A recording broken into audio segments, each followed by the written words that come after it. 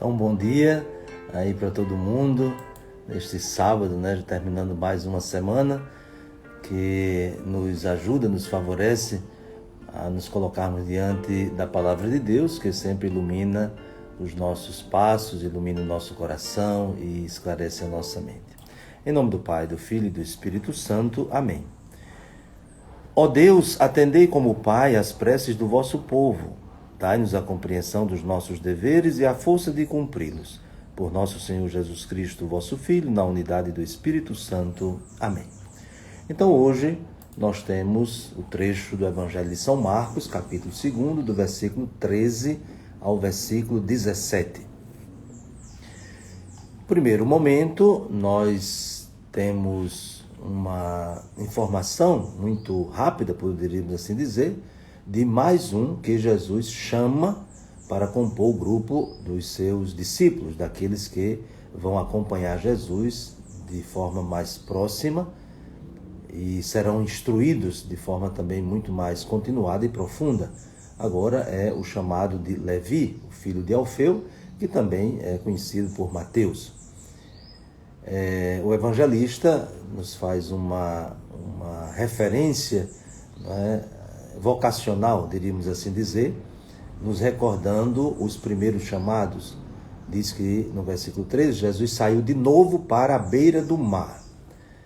Então nós sabemos que os primeiros discípulos foram chamados justamente ali, Simão e André, seu irmão, Tiago e João, também os filhos de Zebedeu, e eram pescadores. Então foi naquele contexto que, enquanto Jesus passava ao longo do mar, que os chamou. Agora, mais uma vez, São Marcos para nos colocar neste horizonte vocacional, mas a vocação sempre como a realização de um chamado em vista de uma colaboração com a missão de Jesus. Nós não podemos pensar a nossa vocação nem a nossa missão, né, separadas do nosso compromisso de seguir a Jesus. Ninguém é chamado por Deus para realizar alguma coisa, senão na comunhão com o seu Filho. Porque o próprio Jesus vai deixar muito claro no Evangelho, assim como o Pai me enviou, eu também vos envio. E aí Jesus ali está passando e viu mais alguém, né? Levi, o filho de Alfeu, claro que não era pescador, mas aqui se diz o que ele era. Ele estava sentado na coletoria de impostos, então era um cobrador de impostos. Jesus aproxima-se dele e diz: segue-me. Levi se levantou e o seguiu. O evangelho de ontem, né, que nós meditamos, que é justamente o trecho anterior, né, literalmente, né, na estrutura do evangelho, está no início do capítulo 2, nos narrava a cura de um paralítico que foi levado por 4 homens até Jesus, e antes mesmo de fazer o paralítico andar, Jesus o fez caminhar na direção da salvação, que era justamente fruto do perdão que ele recebeu, o perdão dos pecados. Então, o paralítico andou, né, foi curado, mas antes foi perdoado. É muito interessante, né, que a narração deste chamado de Levi esteja justamente depois da narração da cura do paralítico perdoado. Não é por acaso, nós não estamos aqui numa questão cronológica, se de fato aconteceu logo em seguida ou não, mas nós estamos aqui numa apresentação teológica, né, da missão de Jesus. Jesus é aquele que vem para nos dar a vida em plenitude, e isto começa com a reconciliação com Deus. E a partir dali, então é que nós podemos falar de um chamado, podemos falar de uma vocação. Isto é, nós somos chamados, antes de tudo, para fazer a experiência de que Deus nos ama. E uma das provas desse amor de Deus é que Ele nos perdoa, que Ele nos acolhe. Então nós podemos ver aqui um paralelo muito estreito e muito claro entre os dois textos. O texto da cura do paralítico perdoado e agora a vocação de Levi, que é um pecador que também é chamado a caminhar. Se nós observarmos, né, vamos ver Levi estava sentado na coletoria de impostos. Ou seja, parecido com o paralítico que não caminhava, né? Estava sentado, estava parado. Jesus o chama, né? Para que ele se levante e o siga. Assim também Jesus diz para o paralítico: levanta-te, toma tua cama e vai para casa. Vai para casa, né? Aqui se diz que Jesus estava à mesa na casa de Levi. Então Jesus também chama Levi e vai para casa, né? Vai para a casa de Levi, como mandou o paralítico para a sua casa.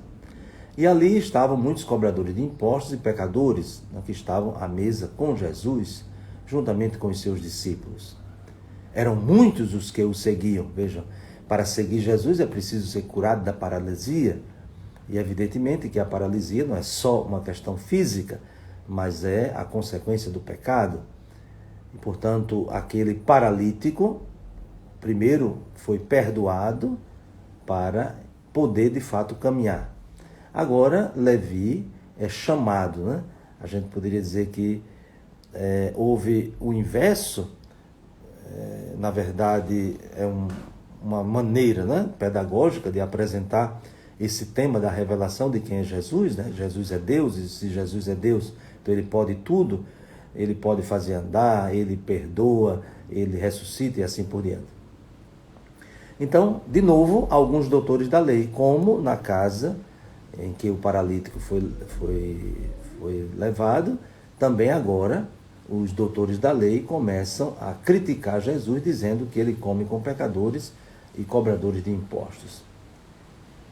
E é interessante a fala de Jesus, né? Não são as pessoas sadias que precisam de médico, mas os doentes.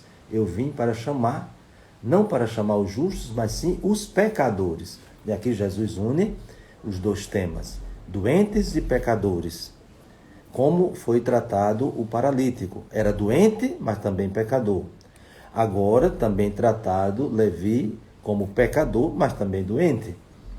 É por isso que Jesus o faz caminhar. Levi também tem uma paralisia.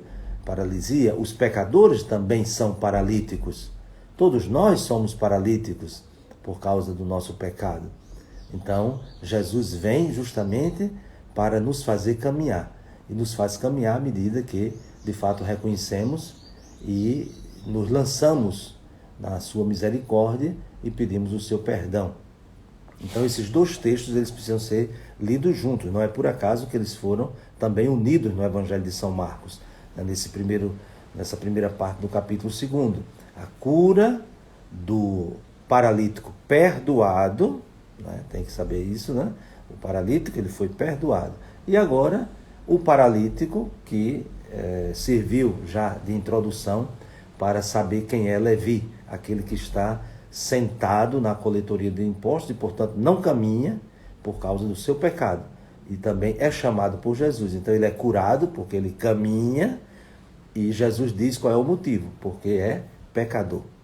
Então, são os pecadores que precisam do perdão, são os doentes que precisam da cura.